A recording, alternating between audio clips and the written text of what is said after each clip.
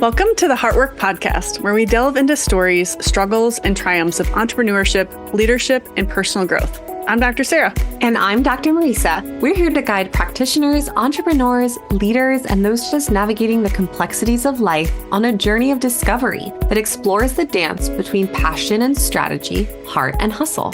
With candid conversations, insightful interviews, and plenty of laughs, get ready to uncover how leading with heart can transform your business and life.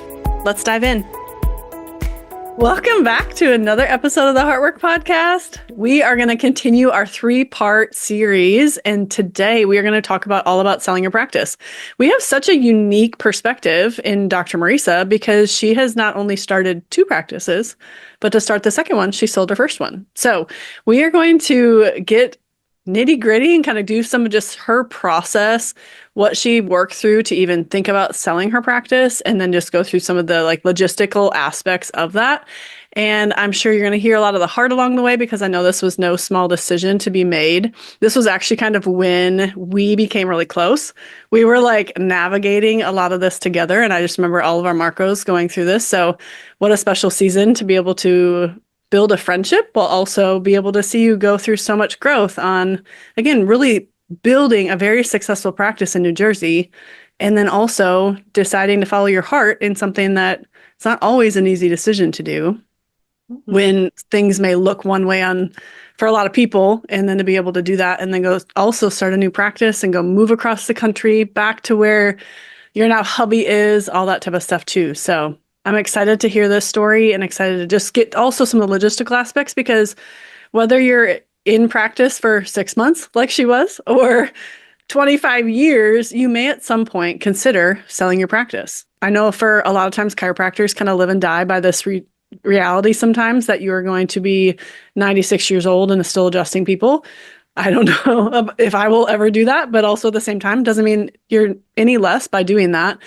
Or you're also, if you decide to sell or do something else with your life, it's also beautiful if you decide to do that as well. So we want to be able to provide you with a perspective that I think will really light you up and get you excited about the potential of that. So I'm excited to hear about this journey for you. Yeah, absolutely. I mean, this is called the Heartwork podcast. So this process would have 100% been a different process if I wasn't doing inner work along the way. Yeah.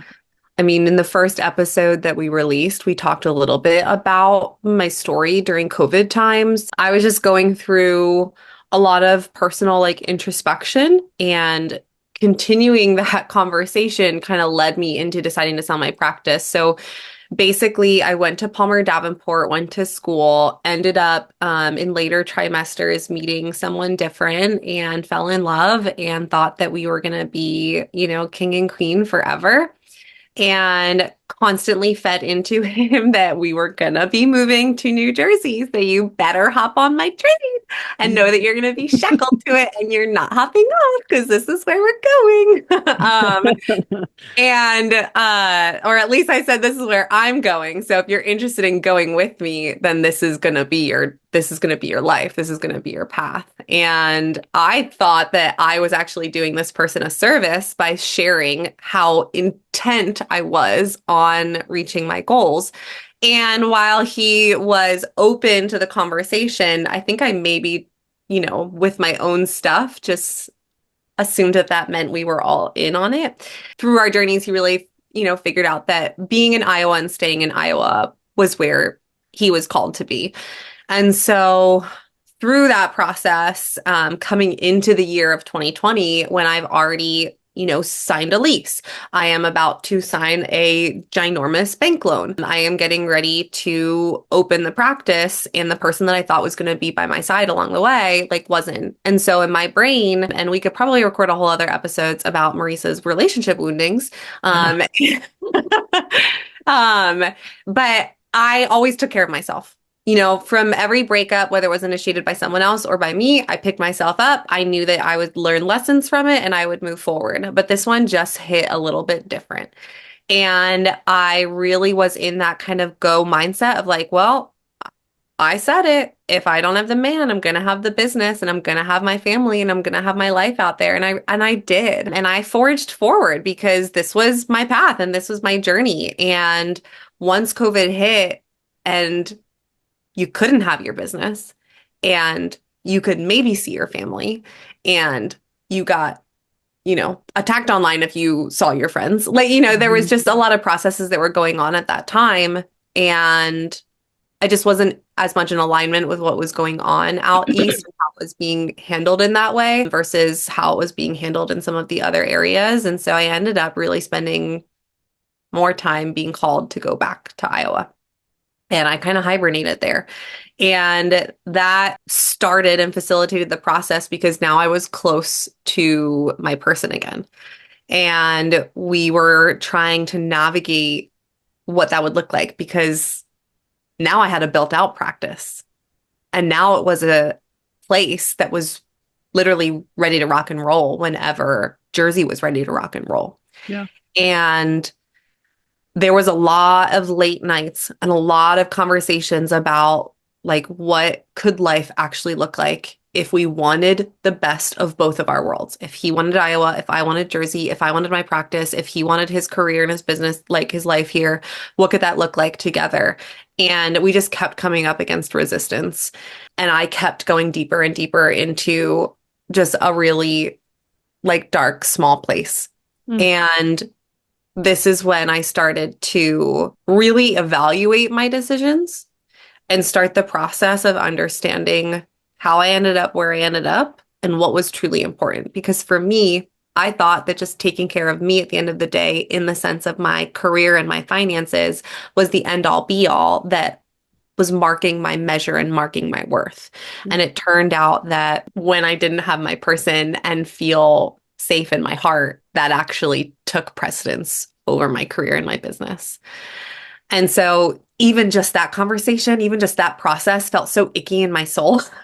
Like how could you possibly think about choosing something different than what you have claimed and spoken so much life into over the last 4.5, 5 years of dedicating your life to a doctorate program and grad school and dedicating long hours and late nights and all of this freaking time to building this practice.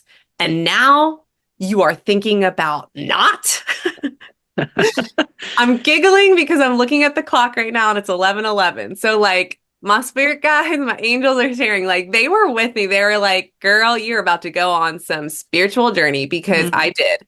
And I had to shed a lot of ego and a lot of life and a lot of wounding to sit and understand that I didn't want the business and the career if I wasn't feeling safe in my heart. And I wanted to be with my person. And if that meant that life looked a little different, okay.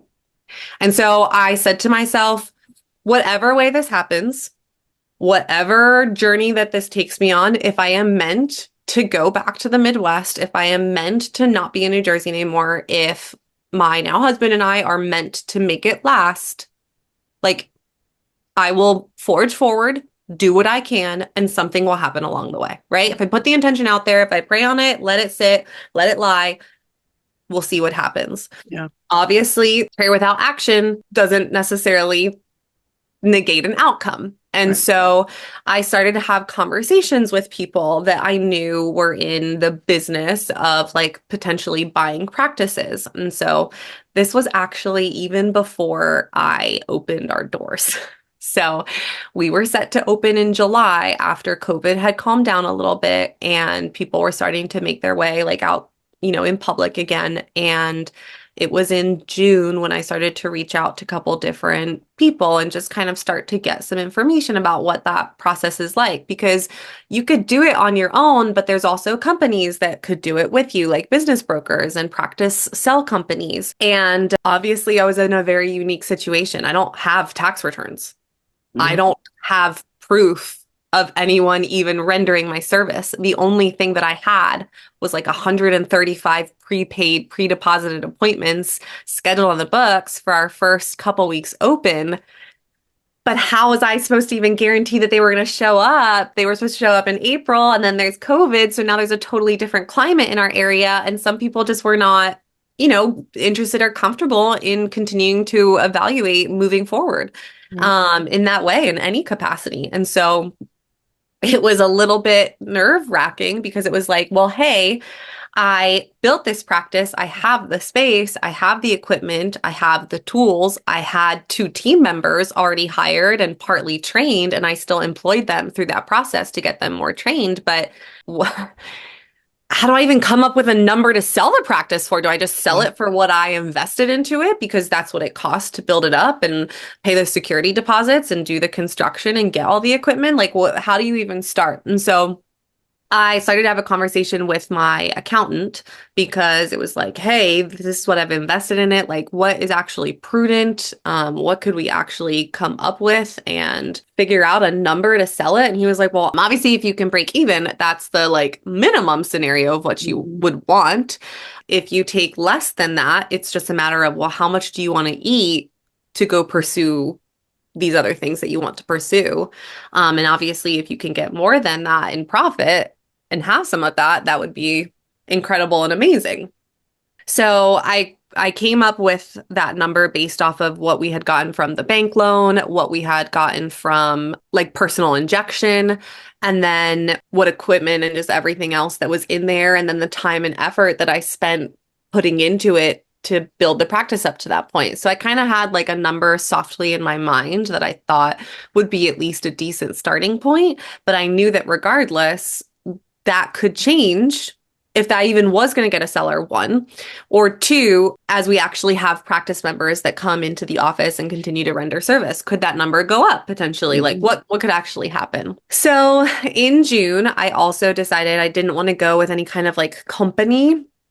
And also it didn't really seem like they were very interested in moving forward with me simply because I was just an empty building, right? Like what do they actually have to evaluate other than just the tangible assets and the concrete things? Right. So I kind of just took matters into my own hand, and I started to tell some people like you that this was something that was going on in my heart. And I actually posted to a couple forums. So like my technique that I primarily practice, they had a Facebook group. Some of the like practice mentorship groups that we were a part of, I posted in there. I posted in like a women's chiropractic group as well. And I just put the feelers out there like, hey, there are some life changes that happened, and here's a practice. And I included like pictures. I included, that we were set, we're ready to open. We have all these people that are pre-scheduled on the books. Cause I was just like, well, let me just throw it out to the universe and see. And so that was actually at the end of June. And I did get a couple that reached out to me, and they actually worked for a fellow practice that was in one of our business mentorship groups. And we hopped on a phone call, and they just asked me a couple questions, and they shared a little bit about their story, and I shared a little bit about my heart, and I like fell in love with them. I just was like, these people are incredible. They seem like such genuine, great people. I said, listen, I was just honest about it. Like, we're going to open our doors here in July, and I'm going to operate the practice with all the integrity I have because it is mine and I am so proud of it. And we decided to plan a time for them to come see it in August. So like, let's get through your first opening month. And then that gives us some time to kind of put some different things together and see if this really is realistic for us and what we're looking for. And we'll come see the area and see if it would be a great fit. And I said, great. And then I had other people reach out. And so through July, our opening month, I had a couple phone calls, and, you hop on phone calls with some people, and it was like, nah, I just know that this isn't going to be the right fit for someone. I also had people that came and just like shadowed the office, but they were actually just kind of checking it out. I had like 1 or 2 kind of students on breaks coming and seeing it.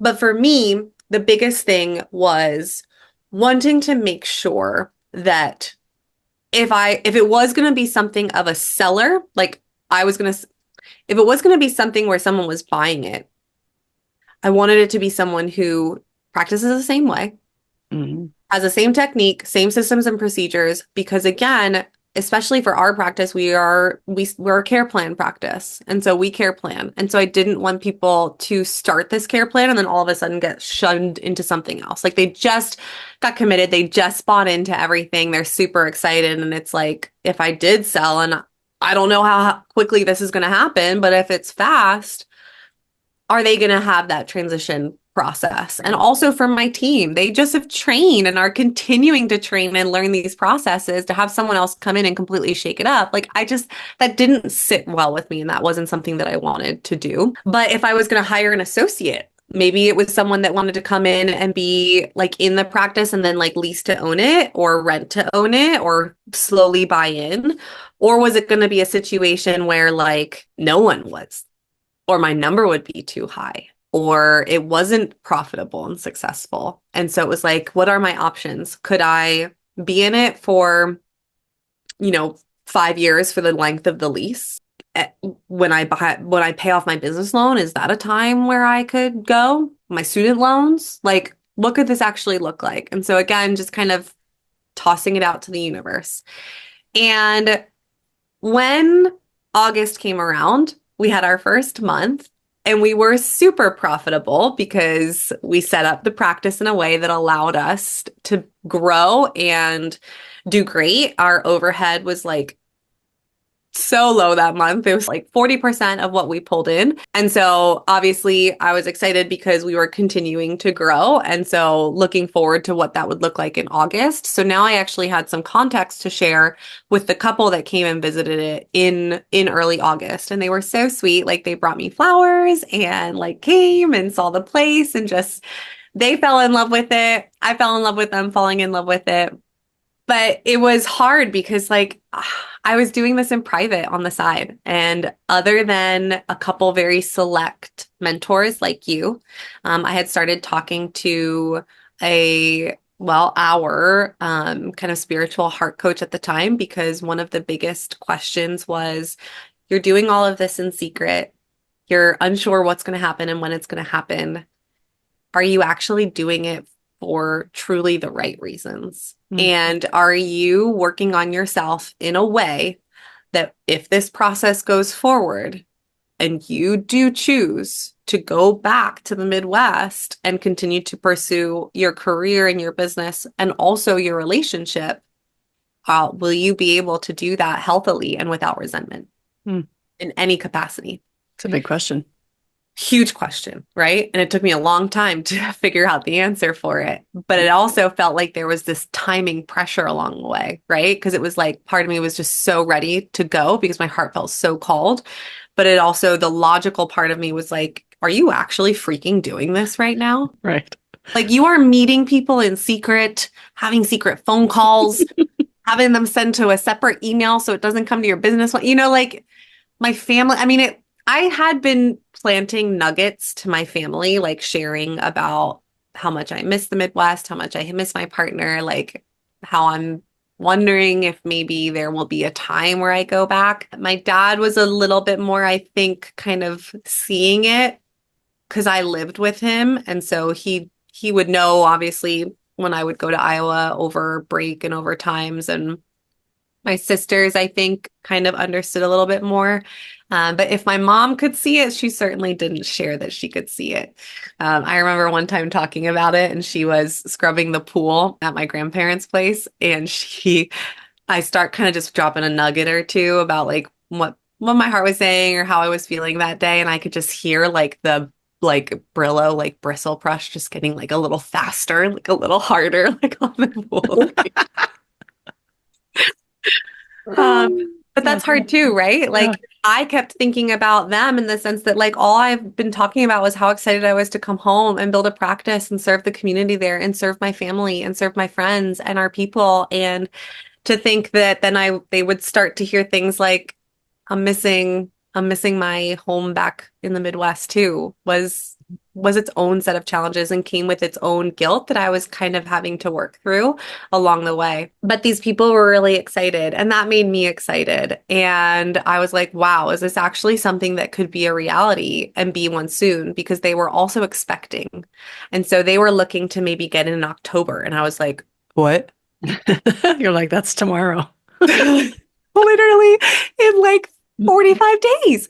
And Right. I was like, oh my God. Okay. Well, if that's a process, that's a process. Again, like I was like, Jesus, take the wheel. Like, I don't know what's going to happen, but here we go. And so now it was like about, okay, well, if this is a process that's going to actually happen and you want to put like proof in the pudding, like you need to start keeping track of stuff. So I was very, very meticulous with my stat tracking, with my KPI tracking, with the equipment that was purchased and the overhead tracking. Like I had everything listed out when it was purchased, how much it was purchased for, all of it, how many visits each week we were seeing, what was that actual growth and projection. And we truly were. We started off seeing like just under 150 visits a week at the end of July. And then that continued to stay kind of steady and grow through August. And so by the time they had seen it and then had another phone call with me in September, we were starting to creep upwards between 150 and like 200. And so there was meat behind what I was saying. And it wasn't just an empty shell anymore. Like people were Mhm. coming, people were seeing results, people were committing to care and seeing that, which was super great. And then a problem and a snag hit. And so these individuals were not going to be able to commit to moving to New Jersey at the time due to some family issues and concerns. And so it was like, okay, this could be a quick process, but it could also be a long one. And so I kind of like kept my fingers crossed and held out hope. And I got a phone call a couple weeks later, and it was like the earliest we could even have a conversation about it will be January. And Mm. so we're not sure that that's still in alignment with your timeline. And at the time, I never had a timeline. I just kind of kept it open-ended. But having felt the excitement that it was something that was going to potentially happen soon, and then have that all of a sudden off the table, I felt my heart sink a little bit. Sure. And so I said, listen, if anything changes, great, but I'm going to continue to just talk with individuals that are interested and we'll go from there. And so this was a big time where I had a lot of, again, more introspective work. Like, okay, there was a snafu. Is that someone telling me that this isn't really meant to be and you really should stay and stop trying to worry about everything else? Take care of yourself. Like all of those things started to creep back up again. And so I did a lot of journaling. I did a lot of visualization of like what I want, like close my eyes, where am I? Hmm. And it just night after night, day after day, I was in the same place. So I did a second round of putting information out there, like, reminder, we're here. And so I had a couple other people reach out and even a couple local people, interestingly enough, but again, just not a great fit. And then I got a message, and it was actually another couple from this same practice, which I found super interesting. But they scheduled a time to come down and visit. And so I was like, okay, well, maybe this will be a process. And in the meantime, it was like, all right, so now I'm starting to get real good at like tracking my KPIs and my stats, and like how we're projecting and how we're growing. And so when they asked me about a number, like I have, again, some proof to it, some credibility to it, but I should also start talking maybe to a business lawyer. Like, I don't even, who do you talk to sell a practice? What is that involved? I don't know. So I reached out to a business lawyer, and again, there was just a lot going on. Like my family has a local business in South Jersey. So people that I had known, like I couldn't use the resources I had. I had to go out and above. So I had actually contacted like a business lawyer up in North Jersey, and it was a conversation where it's like, well, normally we would do a lot of this stuff in person. I was like, you're a highly recommended individual. Like I have to do this virtual, and I have to do it on the DL, because if I'm going to do it, I'm going to do it. And it can't be something where my team is like expecting me to go. My practice members are wondering if we're closing. Like if it's going to happen, it's going to happen. And I want to maintain the integrity of the process, because if it doesn't happen, like I'm here. I'm committed to this practice, regardless if it works out or not. But if there's talk about it, that could kill the practice more than just the situation not working out and me Right. continuing to stay in it.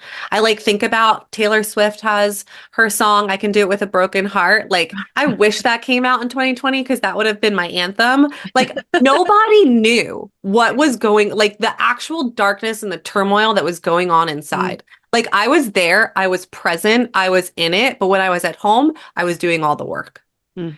And so if it wasn't going to work out, I still wanted a successful, thriving, healing practice, and we were doing well with it. So it needed to be something that unfortunately was kind of like just on the side as a process.